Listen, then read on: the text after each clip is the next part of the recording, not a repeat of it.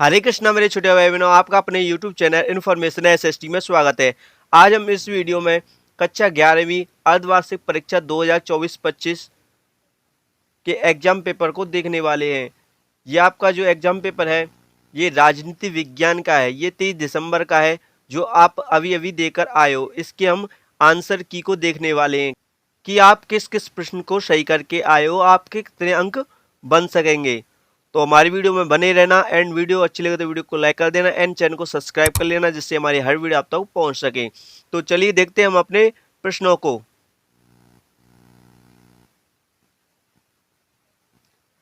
हमारा पहला प्रश्न है, द रिपब्लिक पुस्तक के लेखक हैं। तो द रिपब्लिक पुस्तक के लेखक कौन है? तो इसका सही आंसर है ऑप्शन बा प्लेटो। प्लेटो थे द रिपब्लिक पुस्तक के लेखक। हमारा अगला प्रश्न है, मेरे लिए वास्तविक मुक्ति वैसे मुक्ति है, यह कथन है। तो हमें बताना है कि मेरे लिए वास्तविक मुक्ति वैसे मुक्ति है, यह कथन किसका है? तो इसका सही आंसर है ऑप्शन द आंग सान सू की का। एंड हमारा अगला प्रश्न है प्रश्न 3, भारत का संविधान है। तो भारत का संविधान कैसा है? तो इसका सही आंसर है ऑप्शन सा लिखित। भारत का संविधान लिखित संविधान है। हमारा अगला प्रश्न है प्रश्न 4, भारत की संघीय कार्यपालिका है। तो इसका सही आंसर है ऑप्शन द उक्त तीनों से मिलकर जो भारत की संघीय कार्यपालिका है वह राष्ट्रपति, प्रधानमंत्री और मंत्रिपरिषद से मिलकर बनी होती है। तो इसका सही आंसर हो जाएगा ऑप्शन द उक्त तीनों से मिलकर। हमारा अगला प्रश्न है, न्याय के अज्ञानता के आवरण के सिद्धांत का प्रतिपादन किया था। तो इसका सही आंसर होगा ऑप्शन द रॉल्स ने न्याय की अज्ञानता के आवरण के सिद्धांत का प्रतिपादन किया था। जो आपका क्वेश्चन पेपर है राजनीति का वो आपका एकदम बहुत ही अच्छा आया था। हमारा अगला प्रश्न है, इनमें से कौन सा कार्य चुनाव आयोग नहीं करता? तो हमें बताना है कि इनमें से कौन सा कार्य को चुनाव आयोग नहीं करता। तो इसका सही आंसर होगा ऑप्शन सा पंचायत के चुनावों का पर्यवेक्षण चुनाव आयोग नहीं करता। तो इस प्रश्न का आंसर किस किस बच्चे का सही था, आप हमें नीचे कमेंट बॉक्स में जरूर बताएं। देखो विद्यार्थियों, चुनाव आयोग देखो मतदाता सूची तैयार करता है, उम्मीदवारों का नामांकन करवाता है, आचार संहिता लागू करवाता है, परंतु पंचायत के चुनावों का पर्यवेक्षण नहीं करता। चुनाव आयोग पंचायत के चुनावों का पर्यवेक्षण नहीं करता है। तो इसका सही आंसर होगा ऑप्शन सा। हमारा अगला प्रश्न है, लोकसभा के कुल 543 निर्वाचन क्षेत्रों का निर्धारण किस वर्ष की जनगणना से लिया गया है? तो इसका सही आंसर होगा ऑप्शन सा 1971 की जनगणना से लिया गया है। हमारा अगला प्रश्न है, जनहित याचिका की शुरुआत भारत में कब हुई? तो इसका सही आंसर होगा ऑप्शन आ 1979 से जनहित याचिका की शुरुआत भारत में हुई थी। हमारा अगला प्रश्न है, फ्रांसीसी क्रांति का नारा था। तो फ्रांसीसी क्रांति का क्या नारा था? तो इसका सही आंसर है ऑप्शन बा स्वतंत्रता, समानता और भाईचारा फ्रांसीसी क्रांति का नारा था।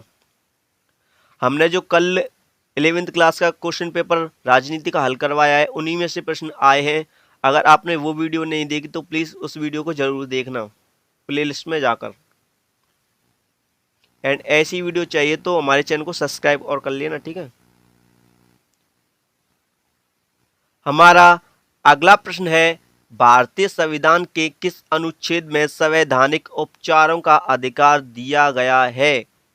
तो इसका सही आंसर होगा ऑप्शन सा अनुच्छेद 32 में संवैधानिक उपचारों का अधिकार दिया गया है।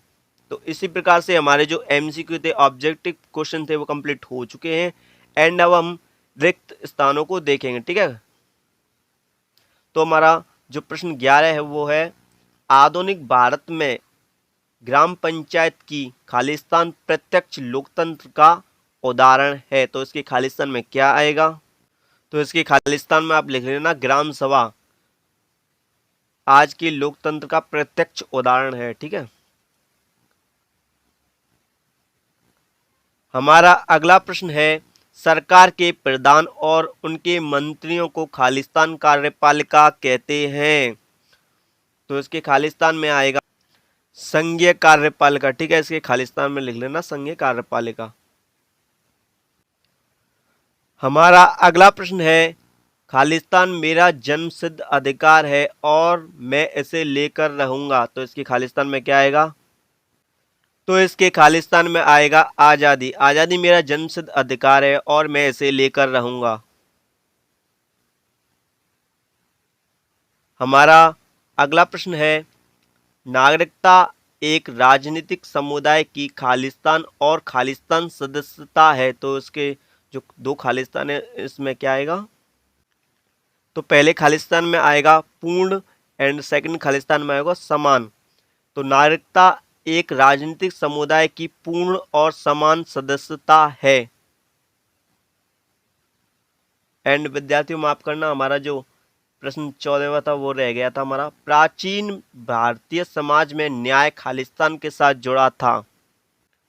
तो देखिए विद्यार्थियों, इसके खालिस्तान में आपने क्या किया था आपको नीचे कमेंट बॉक्स में बताना है। ठीक है, तो इसके खालिस्तान में इन दोनों में से एक आएगा, प्रशासन या राजा। प्राचीन भारतीय समाज में न्याय प्रशासन से के साथ जुड़ा था या प्राचीन भारतीय समाज में न्याय राजा के साथ जुड़ा था। इन दोनों में से एक ही आएगा। आपको नीचे कमेंट बॉक्स में बताना है कि आपने क्या किया था। ठीक है, हमारा अगला प्रश्न है, कावेरी जल विवाद खालिस्तान और खालिस्तान के बीच एक प्रमुख विवाद है। तो इसके खालिस्तान में क्या आएगा? तो इन दो खालिस्तान में आएगा कर्नाटक और तमिलनाडु। जो कावेरी जल विवाद है कर्नाटक और तमिलनाडु के बीच एक प्रमुख विवाद है। हमारा अगला प्रश्न है, संसद का प्रमुख कार्य अपनी जनता के लिए खालिस्तान बनाना है। तो संसद का प्रमुख कार्य अपनी जनता के लिए क्या बनाना है? तो इसके खालिस्तान में आएगा कानून। जो संसद का प्रमुख कार्य जनता के लिए कानून बनाना है। हमारा अगला प्रश्न है, मंत्रिपरिषद खालिस्तान के प्रति सामूहिक रूप से उत्तरदायी है। तो इसके खालिस्तान में आएगा लोकसभा। मंत्रिपरिषद लोकसभा के प्रति सामूहिक रूप से उत्तरदायी है। तो इसी प्रकार से जो हमारे रिक्त स्थान थे वो कंप्लीट हो चुके हैं। एंड अब हम अति लघुत्तरात्मक प्रश्न को करेंगे। ठीक है,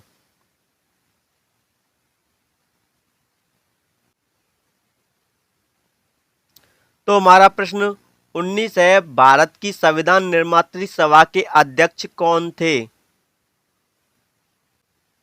डॉक्टर भीमराव अंबेडकर भारत की संविधान निर्मात्री सभा के अध्यक्ष थे। हमारा अगला प्रश्न है, निवारक नजरबंदी का क्या अर्थ है? तो इसका आंसर है बिना मुकदमा चलाए लंबे समय तक हिरासत में रखना ही निवारक नजरबंदी होता है। हमारा अगला प्रश्न है प्रश्न 21, सरकार के कितने और कौन कौन से अंग हैं? तो सरकार के कितने और कौन कौन से अंग हैं? सरकार के 3 अंग हैं, विधायिका, कार्यपालिका और न्यायपालिका। ठीक है, हमारा प्रश्न 22 है, राज्यसभा में कितने मनोनीत सदस्य होते हैं? तो इसका आंसर है राज्यसभा में राष्ट्रपति द्वारा 12 सदस्य मनोनीत होते हैं। हमारा अगला प्रश्न है, नेल्सन मंडेला ने किस पुस्तक में स्वतंत्रता हेतु अपने संघर्ष की कहानी का वर्णन किया है? तो इसका सही आंसर होगा long walk to freedom. Nelson Mandela ने लॉक वॉन्ग टू फ्रीडम में अपनी स्वतंत्रता की संघर्ष की कहानी का वर्णन किया है। हमारा अगला प्रश्न है, समानता के 2 आयाम लिखिए। तो हमें समानता के 2 आयाम लिखने थे। तो समानता के 2 आयाम है राजनीतिक समानता और सामाजिक समानता। हमारा अगला प्रश्न है, पॉलिटिक्स पुस्तक के रचयिता कौन थे? तो पॉलिटिक्स पुस्तक के रचयिता कौन थे? तो इसका सही आंसर होगा अरस्तु। अरस्तु थे पॉलिटिक्स पुस्तक के रचयिता। एंड हमारा अगला प्रश्न है, संघ सूची में कितने तथा किस प्रकार के विषय हैं? तो संघ सूची में 57 विषय हैं और ये राष्ट्रीय महत्व के विषय हैं। ठीक है, हमारा अगला प्रश्न है, भारत का सबसे बड़ा न्यायालय कौन सा है, इसके मुख्य न्यायाधीश की नियुक्ति कौन करता है। तो भारत का सबसे बड़ा जो न्यायालय है वह है सर्वोच्च न्यायालय, जिसे हम सुप्रीम कोर्ट बोलते हैं, और इसके न्यायाधीशों की नियुक्ति राष्ट्रपति करते हैं। ठीक है, हमारा प्रश्न 28 है, परिसीमन आयोग का गठन कौन करता है। तो परिसीमन आयोग का गठन राष्ट्रपति करता है। ठीक है, तो आपको नीचे कमेंट बॉक्स में बताना है कि अब तक जो हमने प्रश्न सॉल्व कराए हैं उनमें से किन किन विद्यार्थियों का प्रश्न सही है। ठीक है, और जिन बच्चों के प्रश्न थोड़े गलत हैं उनको निराश होने की कोई ज़रूरत नहीं है, आप थोड़ा और मेहनत कर लो, आप भी अच्छे अंक ला सकते हो।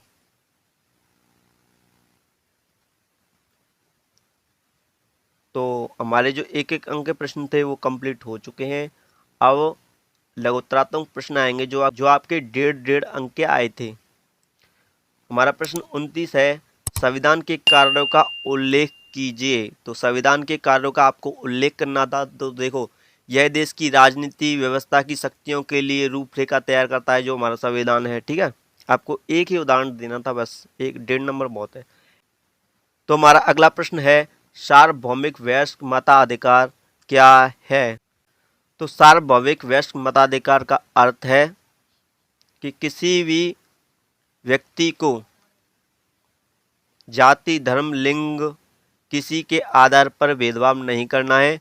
जो लड़का लड़की 18 वर्ष के पूर्ण हो चुके हैं उन सभी को वोट डालने का अधिकार प्राप्त है। ठीक है, हमारा अगला प्रश्न है, दल बदल से क्या तात्पर्य है, दल बदल को रोकने के लिए क्या उपाय किए गए हैं।